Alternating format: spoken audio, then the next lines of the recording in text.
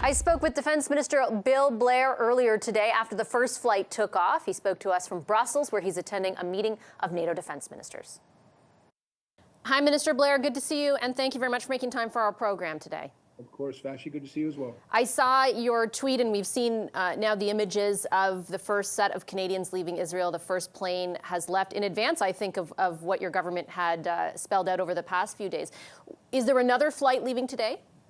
Yeah, we're going to continue those flights as long as they're required. The first one, as you've already indicated, landed in Ben Gurion, picked up about 130 people, and we're now transporting them to a place of safety. But we're going to continue with those flights.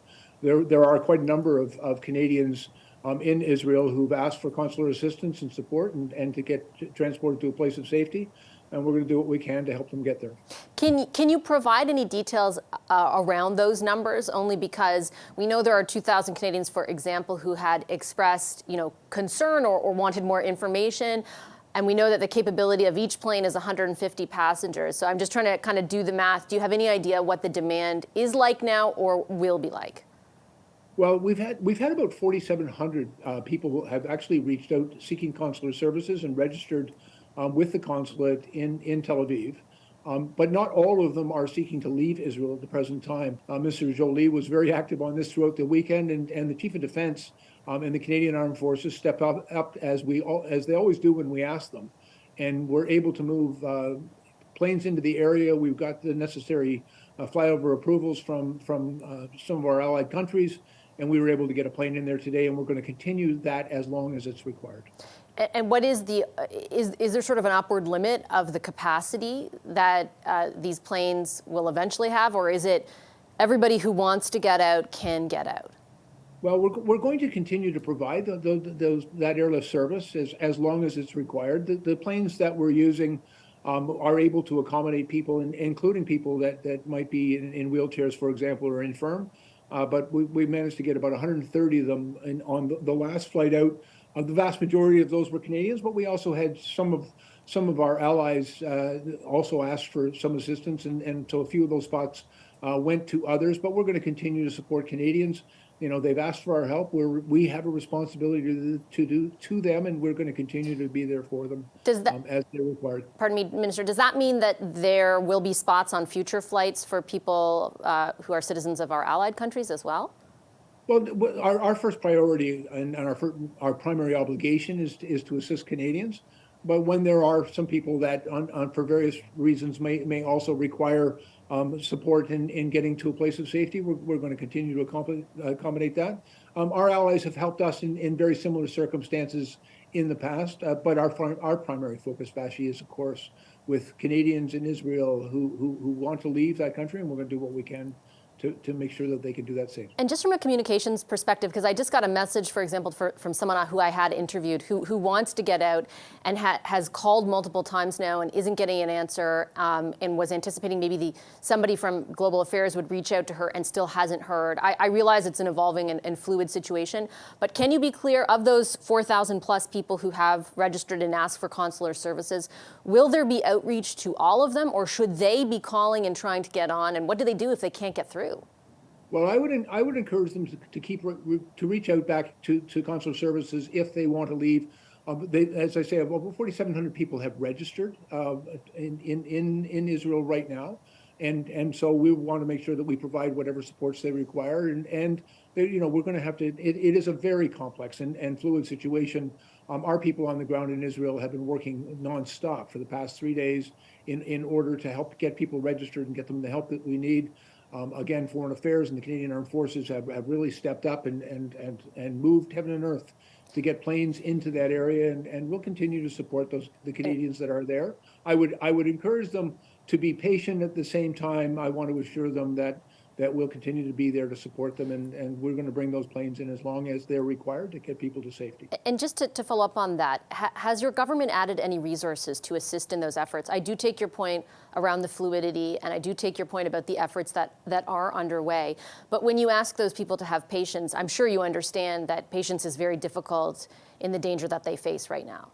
Yeah, of course, Vassy. And so not only did the Canadian Armed Forces send their planes, but we've also sent additional personnel, military personnel, to assist the consular services that are already in Israel in order to provide those supports and assistance and to, deal with the logistics of getting people to the airport, getting them on board those planes and getting them safely. Minister, I want to switch gears to the meeting you're attending with your counterparts from other NATO member countries and ask you about an issue that is always an issue for NATO members, but also a domestic one here over long periods of time, but especially recently, and that is the issue of defense spending. General Wayne Eyre, the Chief of Defense Staff, told a committee just a few weeks ago that there will be a cut to the defense budget and that it would have an operational impact. Is he wrong? Well, and listen, I'm working very, very closely with the Chief of Defense and with all of his personnel and with the Deputy Minister at the Department of National Defense. We have been asked to provide savings on our budget, and we think there are real opportunities to do that by looking at ways in which we can be more efficient in the way those resources are spent. But I also want to be very clear. The letter that we've received from the Treasury Board and our intent is that under no circumstances will there be cut to the Canadian Armed Forces or any diminishment in either their capabilities or the support and services that we provide to military members. That does not mean that we don't have a responsibility to make sure that money is spent as efficiently as possible to get the best value for Canadians, but we are not making cuts to the Canadian Armed Forces, to their capabilities, or to, very importantly, the support services that we provide to armed forces members. Minister, I think on behalf of Canadians, though, who are listening, I'm trying to make sense of what they're hearing from you and then what they're hearing from the top soldier in this country who oversees the military, who says that those savings, as you characterize them, or cuts, as others would characterize them, will result on having an impact on the military. You're claiming in this interview that that will not be the case. How can you guarantee that? Well, I am saying that I'm working very closely with the CDS and with all the senior staff at the Canadian Armed Forces to make sure that we do not diminish in any way the capacity or the capabilities of the Canadian Armed Forces. In fact, it's necessary and important that we continue to invest in them, to get them the personnel that they need and the equipment they need to do the important jobs that we ask of them. And at the same time, I am going to ensure that we are investing all of those dollars that we're putting into the Canadian Armed Forces to make sure that we produce the best value for it.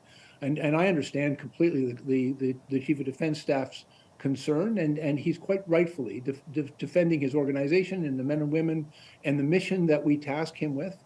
And so I'm going to work very closely with him to make sure that as we find certain efficiencies in the way in which we spend defense dollars, we're going to continue to invest as is necessary and entirely appropriate in the Canadian Armed Forces in building up its capacity and to make sure that we provide appropriate supports to the men and women who do that important job. But what exactly, Minister, respectfully, are efficiencies that add up to $900 million?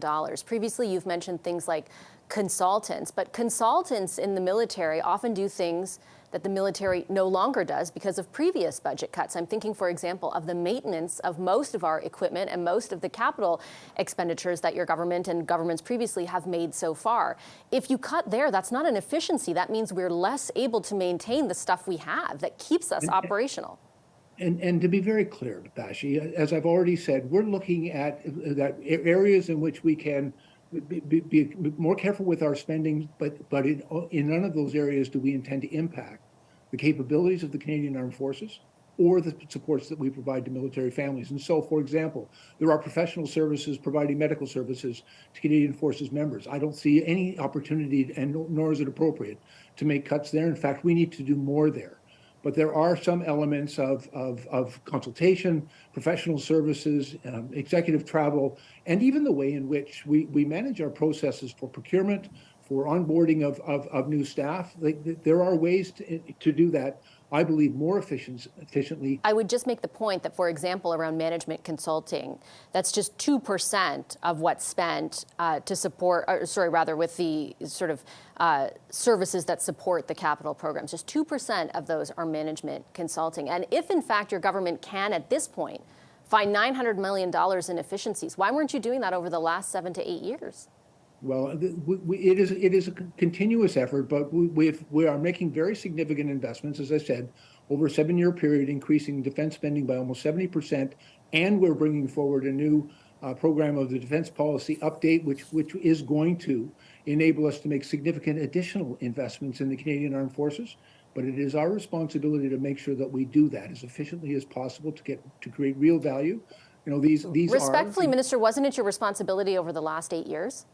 Well, respectfully, I've been in this position now for 2 months, but I also want to assure you, worked very closely with my predecessors, both Minister Anand and Minister Sajjan. They have worked very hard to continue to make significant new investments in the Canadian Armed Forces.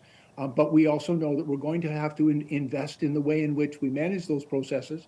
And we're very fortunate because I know the professionalism of the Chief of Defense and his command team. They are absolutely committed to delivering real value for the Canadian Armed Forces and for Canadians. And so we're going to work very closely with them. Minister, I'll leave it there. I'm out of time. I do appreciate your time as always. Thank you. Thank you very much, Vassy. Have a good day.